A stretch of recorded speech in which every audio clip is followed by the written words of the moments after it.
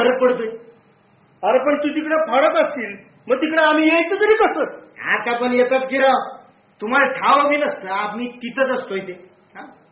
त्यावरून तुम्हाला एक सिक्रेट सांगतो, कधी पण फडात रात्रीचं एकट्या दुकट्यानं यायचं नाही. मग आणि जर आला तर जोर जोरात गाणं म्हणत यायचं.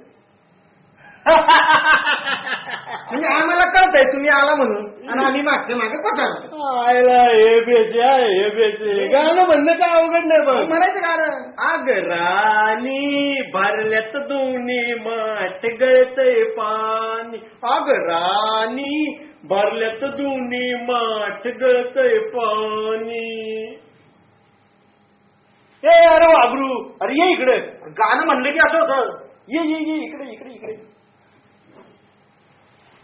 अरे पण तुला तर अन्नच मिळालं नाही, तर तू जगशील कसा? तुम्ही म्हणला याच्यात माणूस की दिसली ना, माझी काय काळजी नाही. ज्यानं घातलंय जन्माला तो देतोय पोटाला. कुणी सांगाव इथून पुढच्या आमच्या समध्या पिढ्यात जंगलात राहतील, आणि नाहीच काही झालं ना मरून जावं. हे अरे तुला असं मरू देणार नाही बघ आम्ही. अरे माणसाची जात आहे आमची, दुसऱ्यांना जगवणं हे आम्ही देवाचं काम मानतो बघ. तुझ्यासाठी जंगलामध्ये जागा राखून ठेवू. आता पटलं. आता जर का आमच्याकडनं काय आगळीक झाली तर लय मनावर घेऊ नका. नाही नाही नाही, पण ठरल्याप्रमाणे समजा करा. समजा करणार म्हणजे काय करणार? काय करणार ते बघ.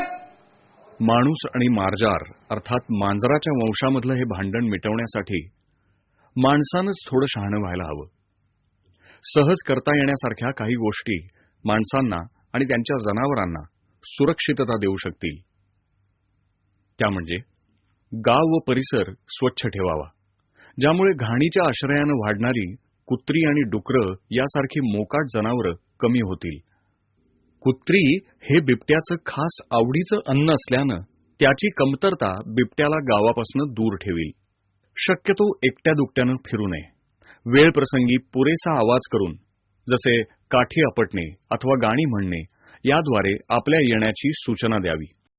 आपल्याकडे असलेल्या सर्व पाळीव प्राण्यांसाठी बंदिस्त निवारे बांधावेत.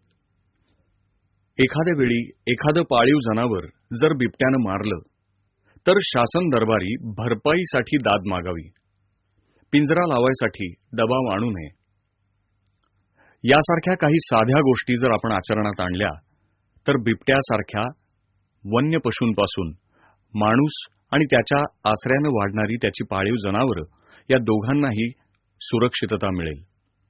या समस्येवर कोणचंही सोपं उत्तर नाही, पण काही दीर्घकालीन उपाय या समस्येपासून माणसाला हमखास सुरक्षितता देऊ शकतील. आणि यातला सगळ्यात महत्वाचा उपाय म्हणजे मोकाट जनावरांची संख्या कमी करणं.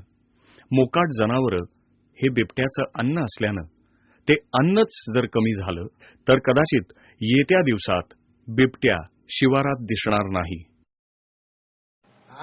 आता हे समज केल्यावर तुम्ही ना आम्ही एकदम दोस्त, जिगरी दोस्त.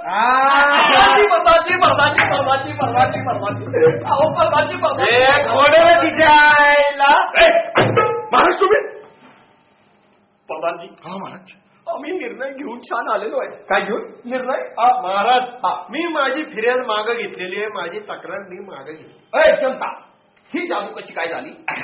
महाराज माझे डोळे उघडले बघा. भीतीपोटी मी हा आरडाओरडा करत होतो बघा. आता माझ्या मनातून सगळी भीती बाहेर पडलेली आहे. बरं, त्याच्यामुळे आता माझी काहीही तक्रार नाही. तुझी काहीही तक्रार नाही? नाही. पण आता आमची तक्रार आहे. तुमची?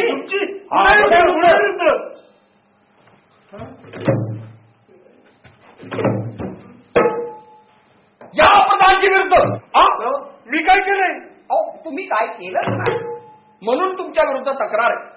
प्रधानजी, आपल्या रयतेच्या सुखाची चिंता करणं म्हणजे राज्यकारभार करणं असं सांगणाऱ्या शिवबाची आमची परंपरा. इथल्या सह्याद्रीच्या कडेकपारीच्या आश्रयानं माणसं, जनावर, वाघरं, गुरं समधी राहत्या. त्या समध्यांनी एकत्र आनंदाने राहावं हे बघण्याचं काम आपलं. झालंच तर त्यांच्यातला कोणी जर आघाडी करत असेल तर त्याला वचक देण्याचं काम बी आपलंच. आणि एवढं सगळं असताना तुम्ही खुशाल झोपता, वरती आम्हाला झोपी घालता. तुमच्या आईला प्रधानजी, तुमच्या या गुन्ह्याला कठोर शासन व्हायला पाहिजे. तेव्हा आम्ही सांगतो तसं करा. लिहून घ्या. सांगा एक. महाराज. गावागावात स्वच्छता घडवून आणा आणि त्या समयी गावकऱ्यांना मदत करा. करतो महाराज. गावागावात दुपारची लाइटिंग चालू करा. करतो महाराज. गावागावात समजा गावातल्या एखाद्या शेतकऱ्याची शेळी मेंढी कुणा वाघरानं मारली तर टाकोटाक त्यातली नुकसान भरपाई द्या. देतो महाराज. ओट सूट कुणी सांगितलं म्हणून पिंजरे लावू नका. जनावरांचा नीट अभ्यास करा, विचार करा आणि मग विचार करून छान अभ्यास करून छान मग निर्णय घ्या. गरज पडली तर डायरेक्ट गोळी घाला डिचकी. आणि समजात महत्वाचं म्हणजे जनतेला प्रश्न नीट समजून सांगा म्हणजे जनताच तिचं उत्तर शोधील. कसं काय पॉइंट काय पॉइंट तुम्हाला म्हणलं तर आमच्या बारकीचे डोके माझे. प्रधानजी महाराज. तर आपली ही जनता आणि आपलं हे वागरू या दोघांनी बी सुखाने नांदावं, त्यांची वंशवेल अशी डवरून वरती जावी म्हणून सांग आपण त्या माऊलीच्या चरणी प्रार्थना करू. चला. वाजव रे भाऊ. वाजव भाऊ.